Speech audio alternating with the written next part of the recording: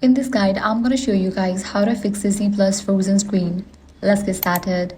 First, force close the app. Exit the app completely, remove it from your device recent apps, open Disney Plus again and try playing your content. Next up, restart your device. A quick restart clears temporary glitches. Likewise, check your internet connection. A slow or unstable connection can cause Disney Plus to freeze. Switch between Wi-Fi networks or restart your router. Next, check for app update. Navigate to App Store or Play Store, search for Disney Plus. If you see the option update, click on it. Outdated version of Disney Plus can cause freezing. Next up, clear cache.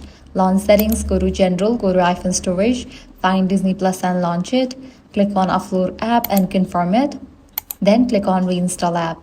Next up, sign out and back in. For that, launch Disney Plus. Log in, then log out of your account. Signing out refreshes your account session and can resolve playback issues.